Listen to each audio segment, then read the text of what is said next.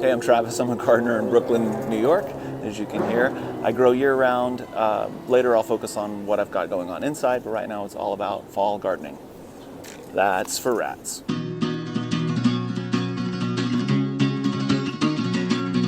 So we're definitely in an ugly phase here at the end of August. There's a lot to take out, a lot of new stuff to put in, but first let's take a look back at the summer garden. So I've got these 3 beds that are about 15 inches by 4 feet. So this first bed, I've got 3 cherry tomato plants. There's Brad's Atomic Grape, yellow pear, and black cherry. They're all slowing down. I've definitely had some splitting from heavy rains recently. There's some peppers. Some are probably done or on their way out. And some ornamental peppers there that I don't even really eat, so I don't know if I'm going to grow those anymore. These marigolds, to my knowledge, were not supposed to be, 4 feet tall. So I'm going to deadhead those and cut them back and see how much longer into the fall they can go. There was a green zebra tomato here that already kind of crudded out on me a couple of weeks ago. Kind of died suddenly. May have some grubs. There's strawberries I might end up just getting rid of. I kind of feel bad. I may just cut them back really hard. They don't produce super well here. For me, and then I've got rainbow cherry here. I might have actually gotten the rainbow cherry and the black cherry mixed up, but this is still going strong and they're really good. Bunching onions, keeping those, letting those go. There's also some bulbing onions kind of mixed up. There's radishes that have kind of gone to seed without bulbing. I'm going to try to see if the greens are any good when I take those out. I also grew corn in this bed, mostly to give squash and cucumber stuff to grow up. It kind of worked. I also started some more, but it might not even make. So a lot of this is going to be gone. I'll leave the corn for fun. I tried some new squash after my red curry just died on me in a heat wave, even though I've got a pretty good little irrigation system here. Gave it a shot. I had a gray zucchini that was really good while it was around. So a lot of this is going to be taken out. Oh, also, I've got a green stalk that I got hooked up with recently. I've got radishes and bok choy and some Chinese broccoli and beans and peas started. There's a bunch of pockets left, so I'm going to finish that out. So that is what we're working with. So you guys get to experience this in fast motion. I get to experience it in real time. Let's clean some garden beds.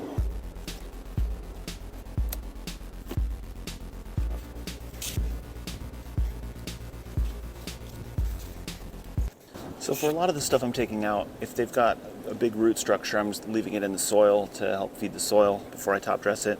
Otherwise, I'm pulling stuff out that never really took.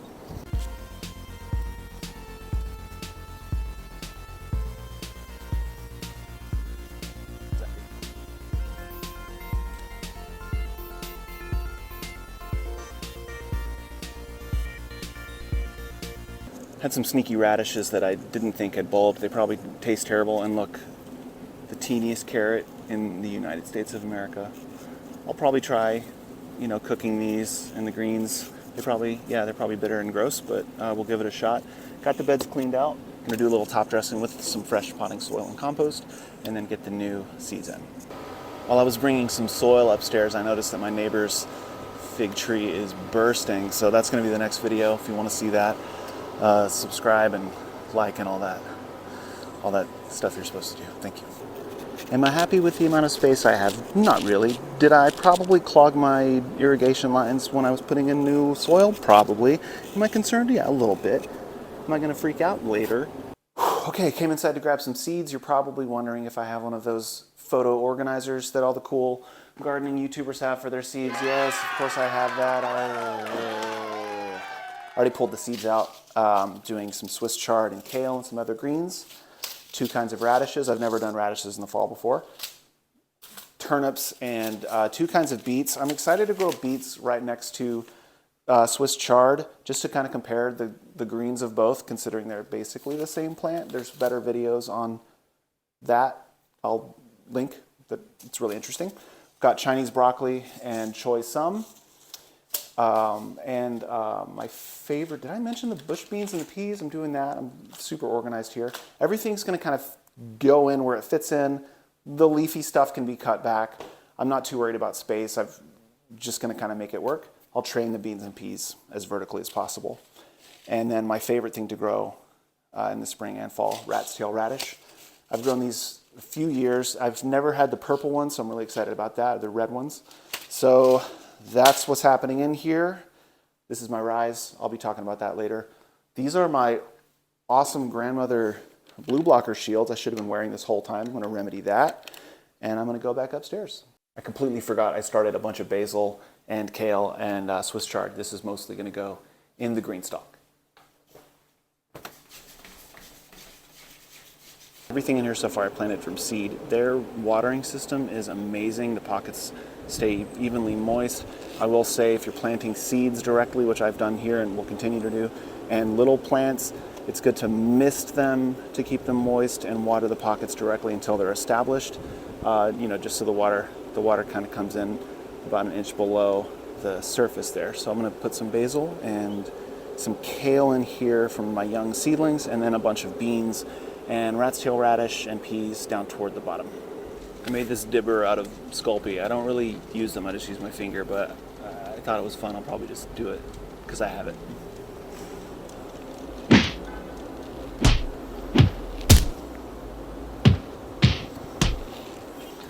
Doing 3 radishes per pocket, 2 seeds per dibble hole.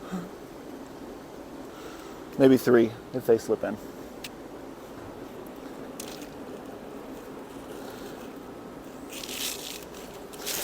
Got those little red French guys and these white icicle ones as well.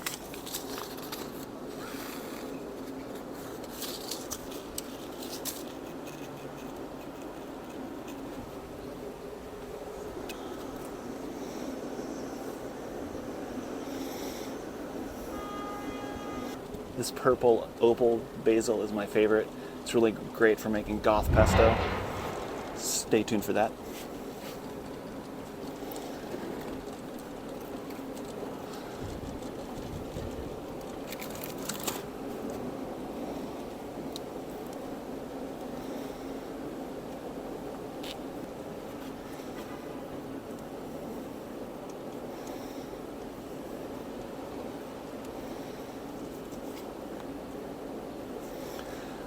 So there's definitely a risk of things overheating. It's still pretty hot out during the day. One of the cool benefits of this is I can rotate it even in the middle of the day if it's looking like it's too hot for some of the stuff in there. Give them a break for a little bit. So on peas and beans, I go 3 per pocket, double the depth of their diameter. Pinch them in. So I've got a couple pockets here with bush beans already, and where there's just one, so I'm going to pop a couple more in so they can spread out. I love these Burpees Tender Pod, and they're just so cute. I don't like eating beans. Maybe we'll get into that. I don't like beans like beans. I love spring beans or in the pods, whatever you call them, green beans. But I'm working on it, man. I'm working on it. So I'm going to slip one more in there. Looks like I've got a fully empty pocket here. Unless I'm double planting. This is why you should label things. I think I may have just put peas and beans in this pocket. Let's see who comes out on top. And then down here in the bottom, I'm going to put some more rat tail radish. I'm going to mix in these, mix the red ones and the green ones. Were these sunglasses a bad idea? Pop, pop, pop, pop. Tuck, tuck, tuck, tuck. Okay, that's pretty much it for the green stalk. Let's move on to the beds. There's a bee going to town on one of the marigolds that I cut. Yeah, bud. So these beds are going to be kind of filled in with the basil that I've got left, some kale and chard, and then the rest of these guys here. Like I said, I'm just going to kind of get things in where they fit in. I'm going to start with the seedlings just so I get an idea of that spacing.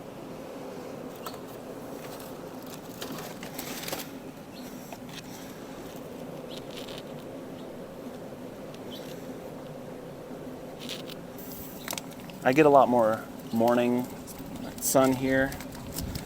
Bright direct light from 10 to 2.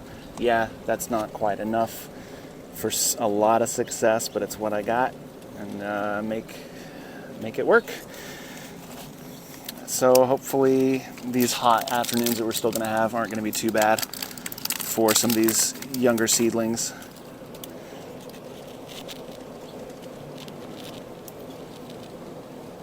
Growing tons of basil. Okay, so all the seedlings are in. Now I can kind of gauge everything else. Figure if I work left to right, I can keep track of things and not overplant or underplant in different areas. Okay, so in this first bed, I'm going to do beets and chard.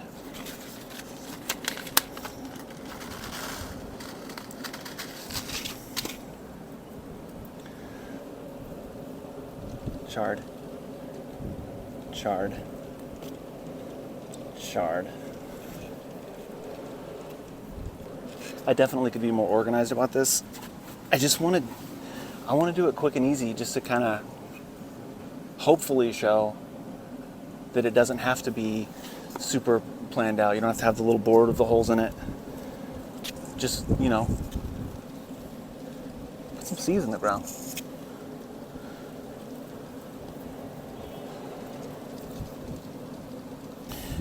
You may be doubting that I remember where I put all of those chard seeds. You don't know me at all. Going in with some bull's head beets here and some Bassano beets. These I'm going to give a little bit more space around any of the seedlings, because hopefully we'll get some nice big old beet bulbs.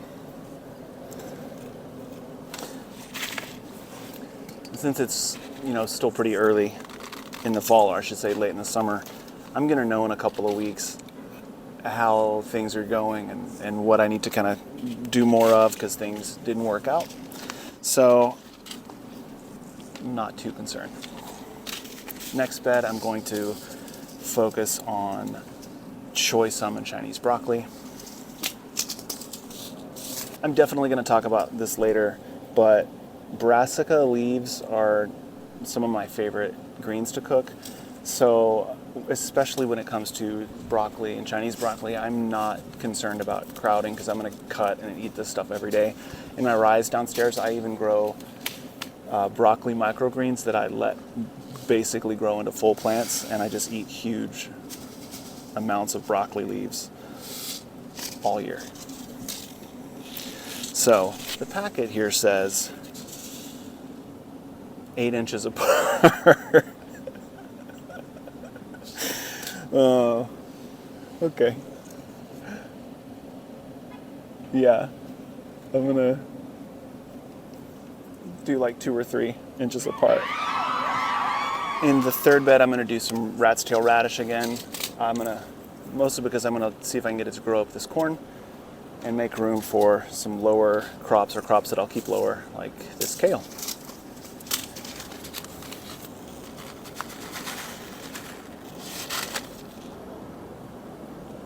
Two inches apart. Go nuts. I'm just going to kind of surround each ear of corn and tug. Each stalk of corn. This is a take on the three sisters. This is the two bros. Rat's tail radish and corn.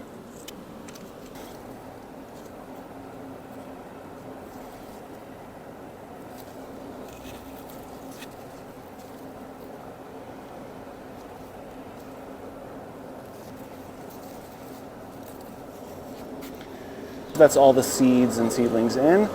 I'm going to hand water from the kitchen sink to get started. The irrigation will kick in the morning, and I'll continue to mist and hand water the green stalk until everything in there is established. So let's go.